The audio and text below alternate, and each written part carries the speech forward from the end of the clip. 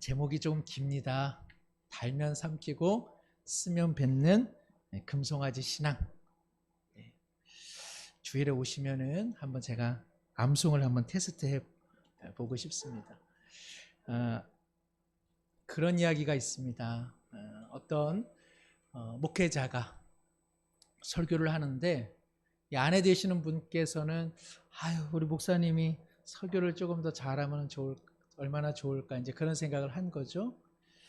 근데 아무리 자기가 착한 마음으로 들어도 이 목사님의 설교가 영 은혜가 되지 않습니다. 너무 준비가 안 된 것 같아요. 그래서 이 사모님이 이 목사님이 설교를 잘 못할 때마다 이 계란을 하나씩 지하 창고 작은 상자에다가 넣기 시작했습니다.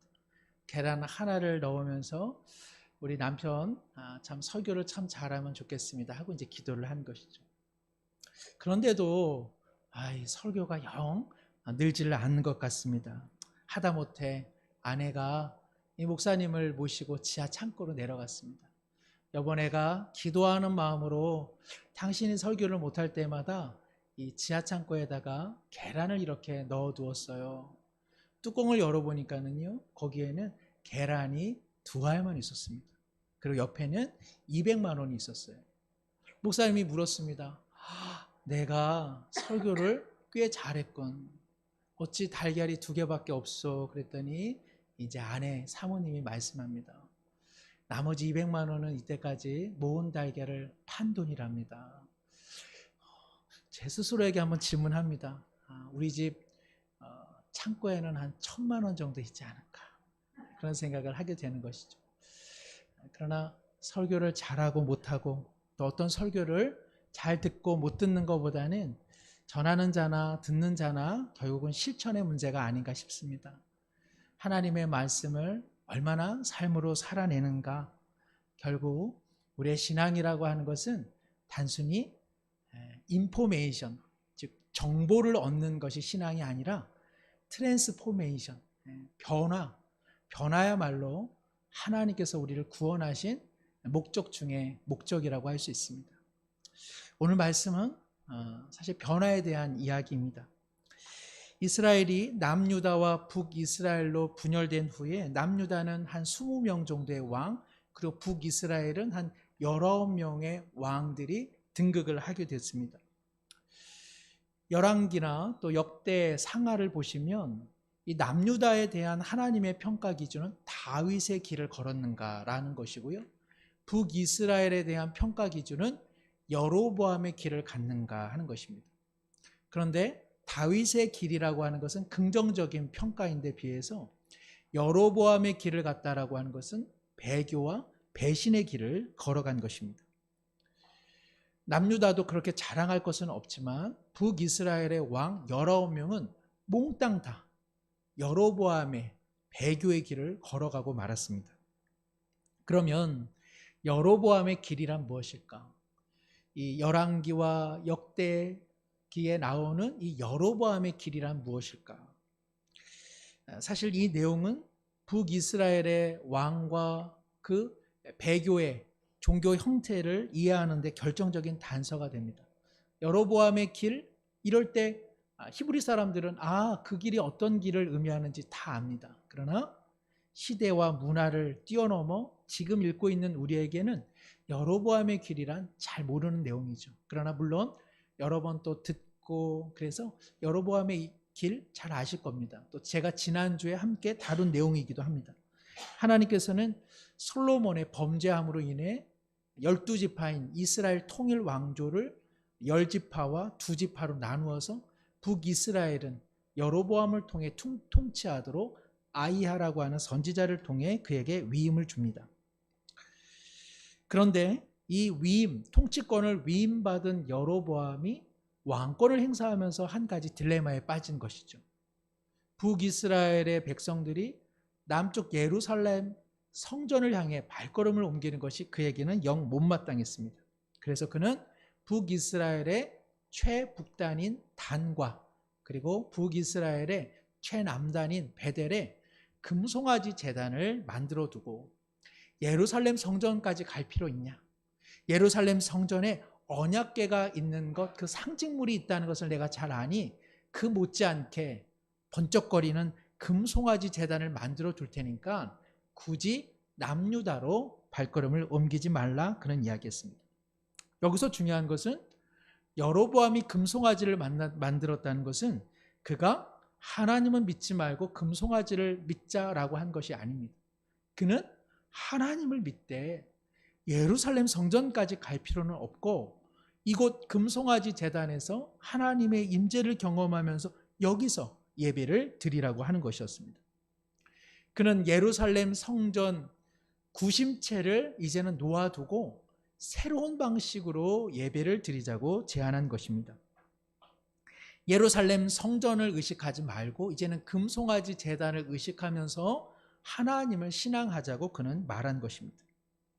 남유다는 예루살렘의 방식으로 신앙생활을 하고 북이스라엘은 이제 금송아지 제단을 통해 하나님 앞에 나가자는 새로운 방법을 그는 제시한 것입니다. 앞서 말씀드린 것처럼 신앙생활을 포기하자, 하나님을 믿지 말자, 그런 것이 아니라 새 방식으로 하나님을 믿어보자는 것이었습니다. 한마디로 말하면 여로보암의 신앙 방식은 불신앙의 방식이 아니라 우리가 우리 편의대로 원하는 방식으로 신앙생활을 해보자는 것, 바로 그것이 여로보암이 제안한 길이요, 끝내는 여로보암뿐만 아니라 북이스라엘 전부를 패망의 길로 이끈 길이었습니다. 오늘 함께 나누는 14장 여로보암 아들의 죽음 사건은 바로 여로보암이 제시한 여로보암의 길, 여로보암의 신앙이 무엇인지를 하나의 구체적 사건을 통해서 성경은 부연적으로 이야기해주고 있습니다. 이 이야기의 시작은 비극적 발단입니다. 1절에 보니까 그때에 여로보암의 아들 누가 병들었다? 아비야가 병든지라.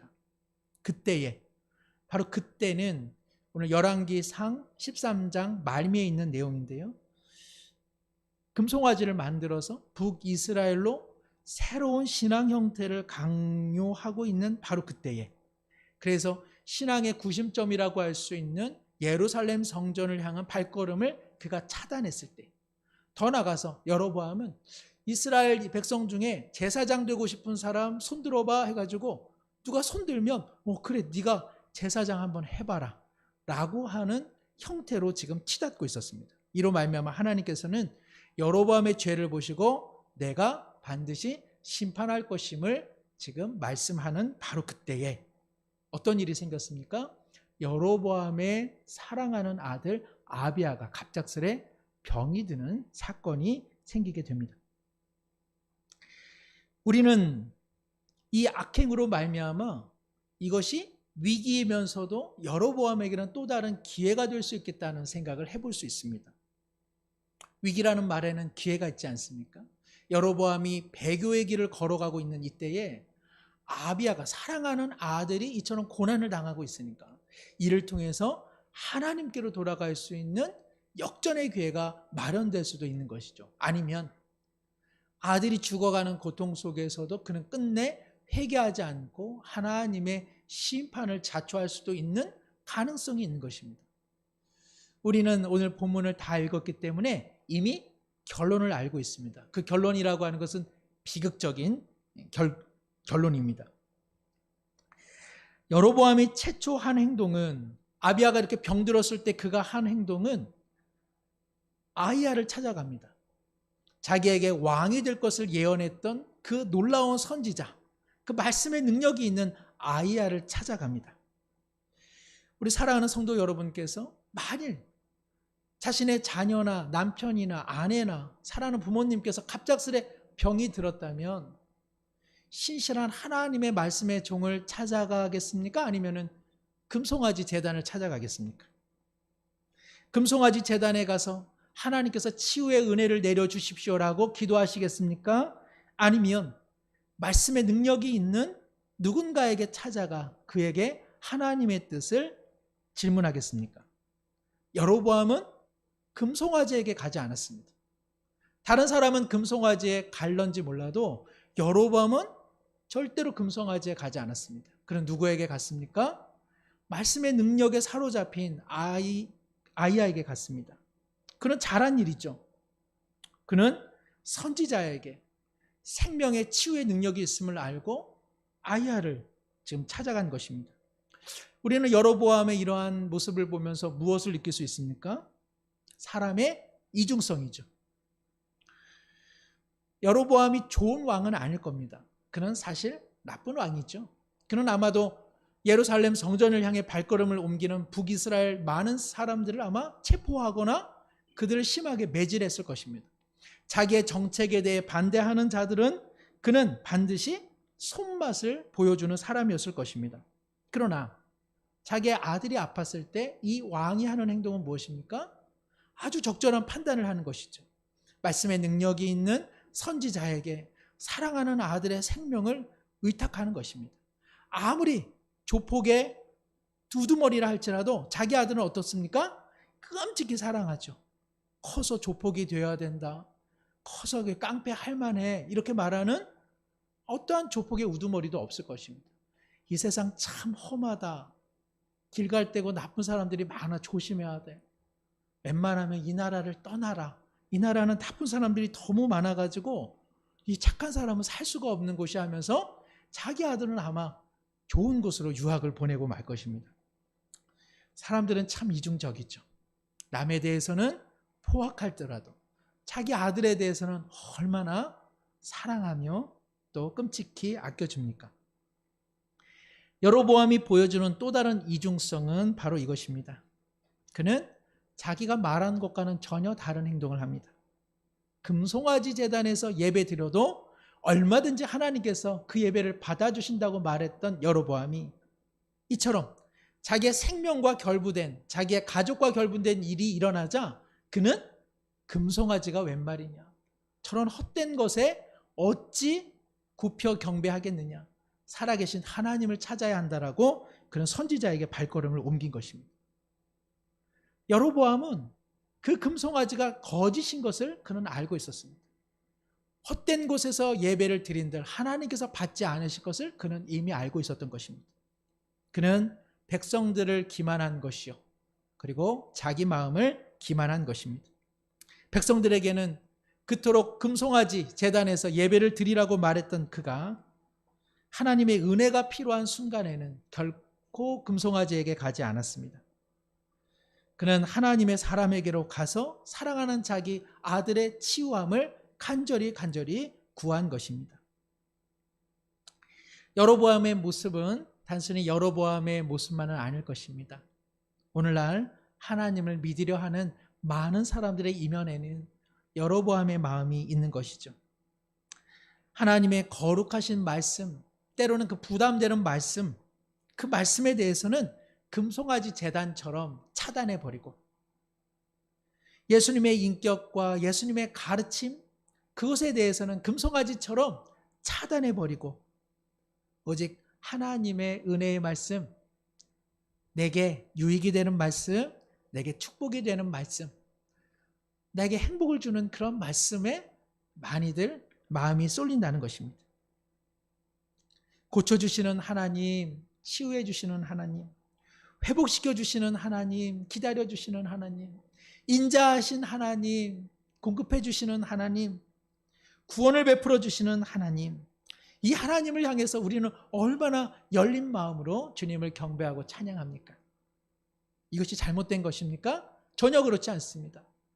하나님께서 우리를 살려주시고 복을 주지 않으신다면, 하나님께서 우리를 치유해 주지 않으시고 우리의 삶의 은총을 공급해 주지 않으신다면 우리는 한순간도 살아갈 수 없습니다. 그러므로 하나님의 귀한 말씀에 마음의 문을 열고 사모하는 것은 대단히 중요한 일이요, 그것은 옳은 선택입니다. 그런데 문제는 무엇입니까? 바로 이 마음에만 열린 마음을 갖고 있다는 것. 그래서 하나님의 엄중한 가르침, 신앙을 통해 변화되어야 되고 깨져야 되는 문제에 있어서는 여전히 내 생각, 내 금송아지를 쓰다듬으면서 신앙생활을 한다는 것입니다. 하나님을 소망하는 것이 아니라 하나님의 도우심만에 초점을 맞춘다는 것이죠. 저희 아이들도요, 제가 가면 왔나 안 왔나 뭐 그럽니다.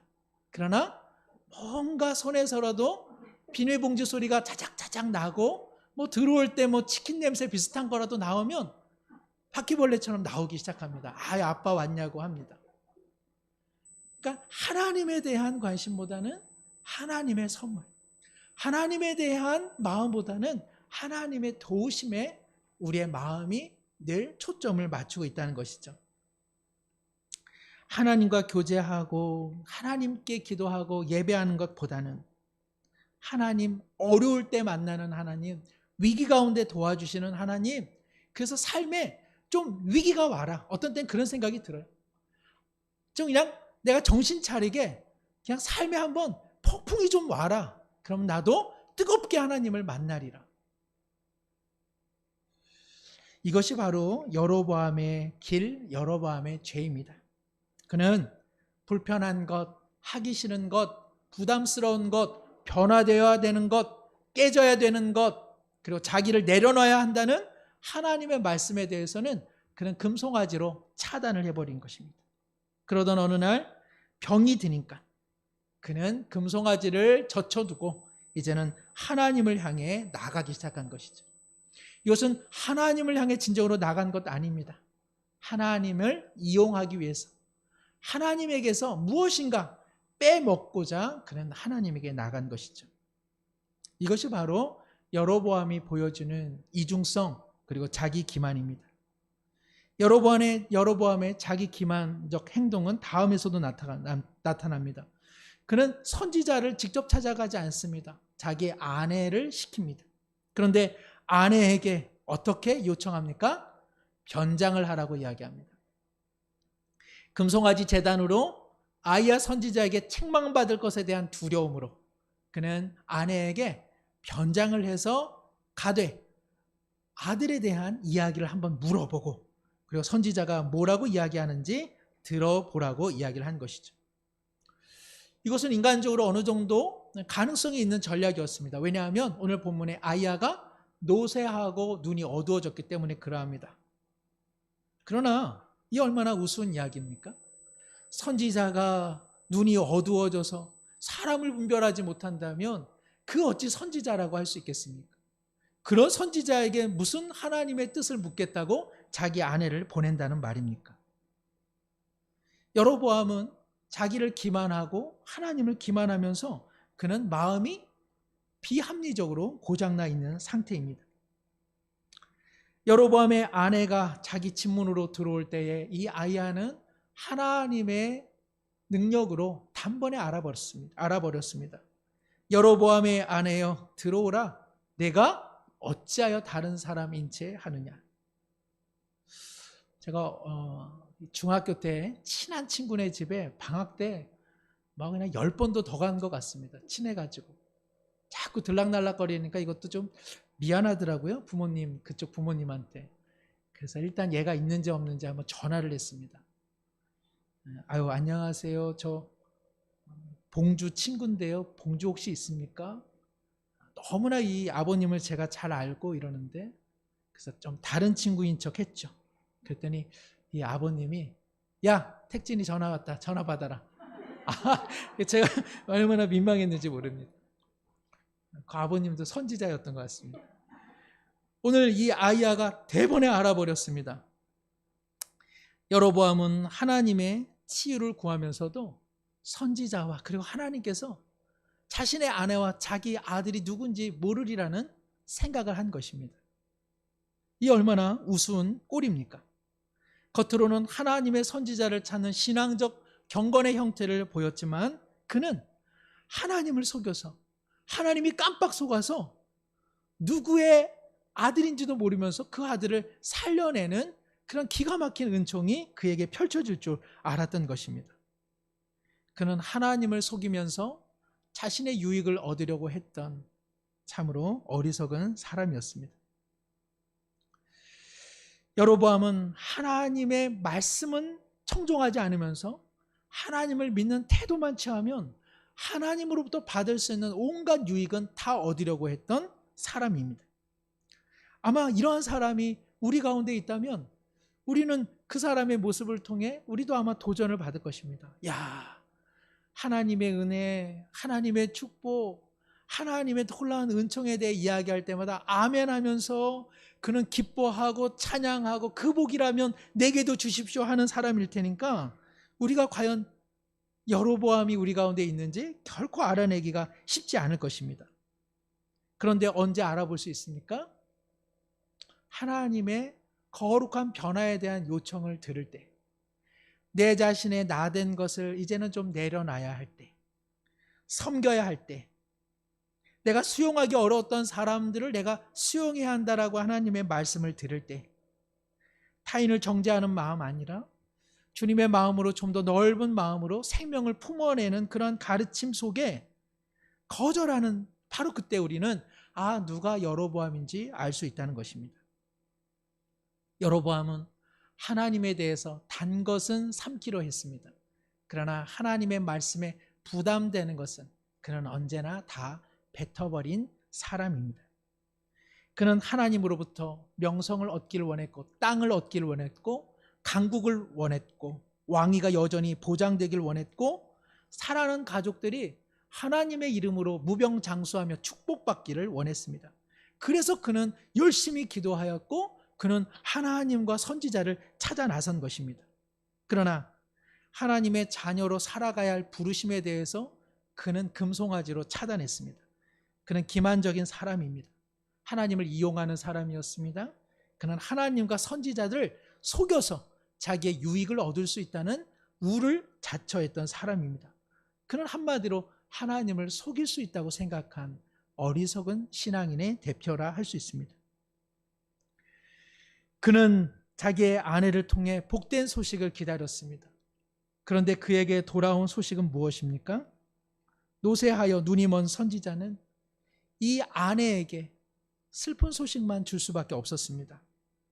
아들을 고쳐주시는 기가 막힌 은혜가 아니라 바로 여로보암과 그리고 그 가족이 모두 다 멸문지화를 당할 위기에 놓여 있음을 바로 이 선지자는 이야기했습니다.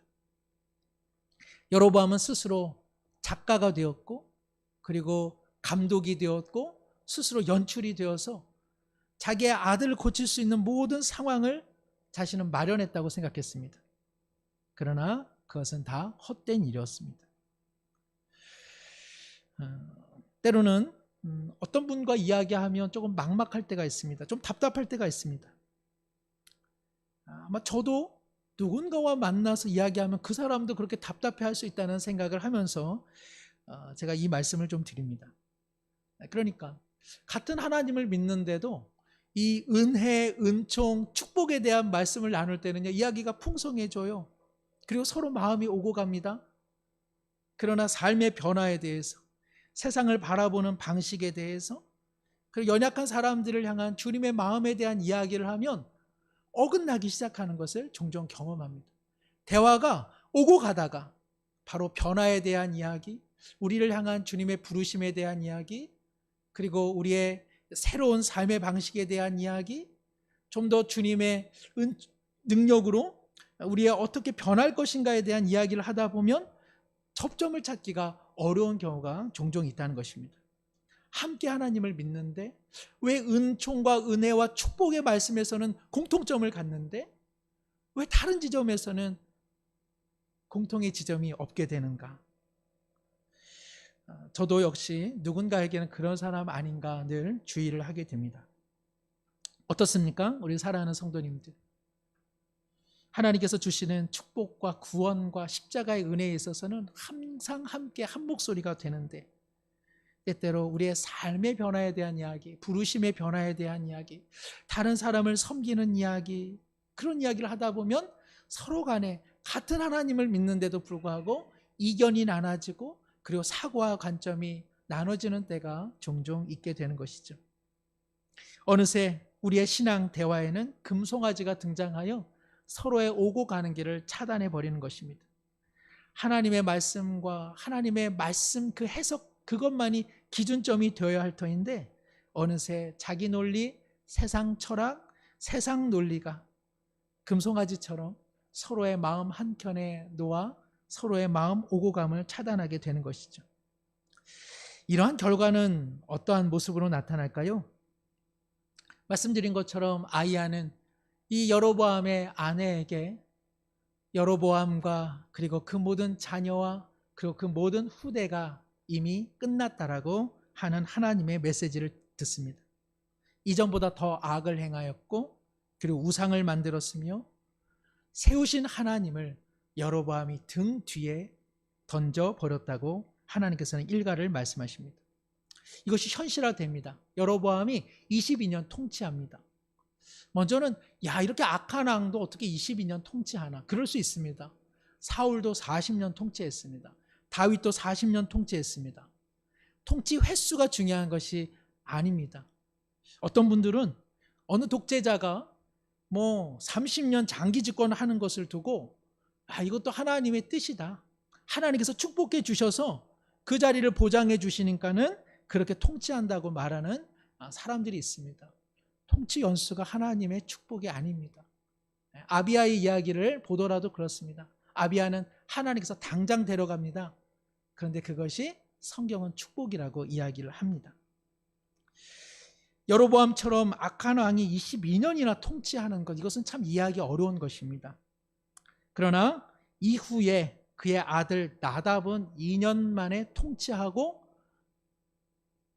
그리고 바아사라고 하는 자에 의해 살해당해 이 가족은 아이야의 예언대로 멸문을 당하게 됩니다. 여로보암의 아들, 이 병든 아들은 아비야입니다. 아비야라고 하는 뜻은 여호와 하나님은 나의 아버지입니다, 이런 뜻을 갖고 있습니다.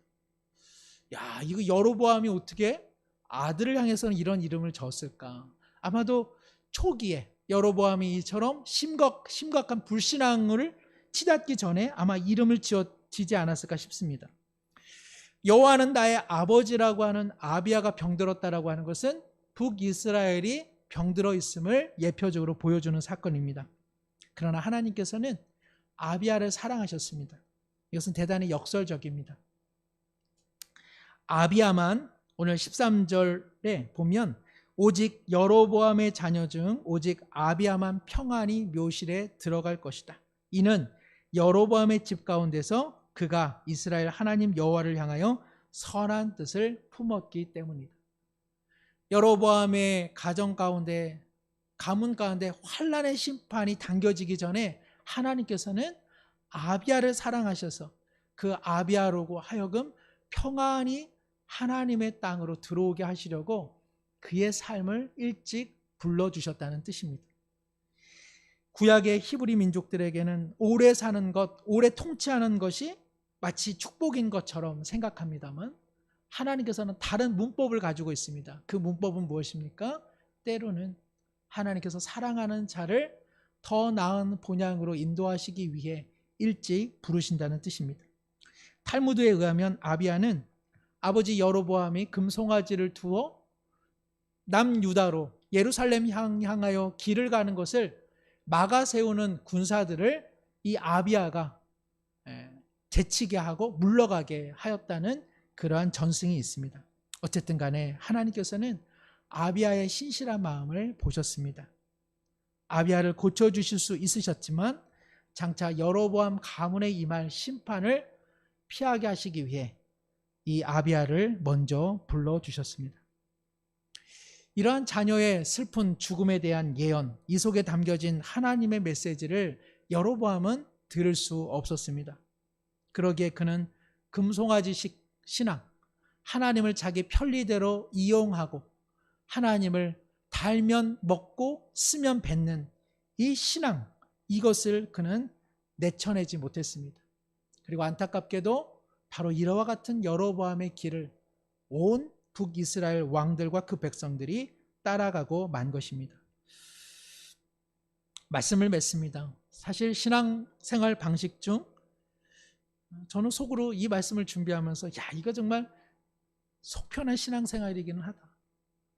할 수만 있다면 가장 지속 가능한 신앙이 아닐까. 단 것은 먹고 쓴 것은 뱉어버리면서 신앙생활 한다? 이거 정말 속편하고 이거 끝까지 주님 믿는데 하나도 어려움이 없겠다. 그런 생각을 좀 했습니다.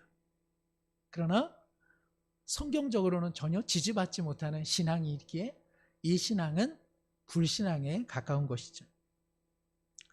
달면 삼키고 쓰면 뱉는 신앙, 이 방식은 사실은 바울 사도가 고린도 교회를 향해 또 많은 초대 교회를 향해서 지적했던 바이기도 합니다. 너희가 이제는 커서 딱딱한 음식을 장성한 어른처럼 씹어야 되는데 언제까지 초보의 어미의 젖만, 부드러운 것만 찾으면서 신앙생활을 하느냐고 바울이 이야기했던 내용이죠. 신앙에도 영양 불균형이 있으면 신앙의 건강을 해칠 수밖에 없습니다. 우리 모두 얼마나 육신의 건강에 지극한 관심이 많습니까? 불균형한 식단, 불규칙한 그 생활 습관을 고치려고 얼마나 애씁니까? 약이라도 그 약이 쓰더라도 이것이 양약이 되는 것을 알기에 쓴데도 잘 복용합니다. 고통스러운 어떠한 운동이나 재활 프로그램도 이것을 수용하는 까닭은 건강해질 수 있기 때문에 그러합니다. 우리의 신앙생활은 어떻습니까? 달면 좋죠. 그러나 쓴 것도 우리는 열심히 삼키려고 부단히 애를 쓰고 있습니까? 하나님을 자신의 유익을 위해서 이용하는 신앙 형태에 대해 우리 얼마나 서로가 경계하면서 믿음 생활을 하고 있습니까? 하나님의 온 말씀, 하나님의 달고 오묘하고 축복된 말씀도 우리를 향한 귀한 말씀이기에 우리는 그것을 아멘으로 받아들일 뿐 아니라 다른 사람을 향해 열린 마음, 연약한 사람들을 향한 주님 아버지의 마음, 그리고 나를 내려놓고 나를 깨트리고 내 오래된 자아의 틀을 좀 내려놓고 이제 정말 좀 더 예수님을 따르는 제자로의 새로운 몸부림을 치라고 하는 주님의 말씀은 우리 과연 삼키고 있는지, 씹고 있는지, 먹고 있는지 우리는 다시 한번 돌아보게 되는 것 같습니다. 이 시간에 함께 기도할 때 주님, 내 편의와 내 편리를 위한 금송아지 신앙을 내던지게 하여 주시고 달고 그리고 달콤한 말씀뿐만 아니라 내게 쓴 말이라도 나를 살리시고자 하는 그 주님의 온 말씀을 순종함으로 받아들여 영적 건강을 회복시켜 주시옵소서. 위에서 기도해 주시고 아울러 기도해 주실 때 우리가 명절을 맞이합니다. 온 가족들 또 온 성도들 가고 오는 길 평안하게 하여 주시고 서로를 마주함 속에 기쁨과 감사가 넘쳐나는 명절의 시간이 되게 해 주시옵소서. 앞서 기도해 주신 대로 우리 환우분들이 참 많이 계십니다. 제가 다 일일이 열거할 수는 없고 우리 대한병원에서 요양보호사로 일하시는 우리 이경숙 집사님께서 좀 넘어지셔서 복숭아뼈 인대 손상 그리고 허리에 좀 금이 가서 한 2개월 동안 좀 차분한 회복의 시간들을 보내셔야 하는데 하나님께서 회복의 은혜를 주옵소서. 또 생각나시는 대로 우리 사랑방에 우리 환우분들을 위해서 함께 기도하시기를 원합니다. 하나님 금송아지 신앙 벗어던지게 하여 주시고 영적으로 건강한 은총, 건강한 신앙을 회복해 주시옵소서. 명절을 위해서 또 환우분들을 위해서 함께 잠시 기도하겠습니다.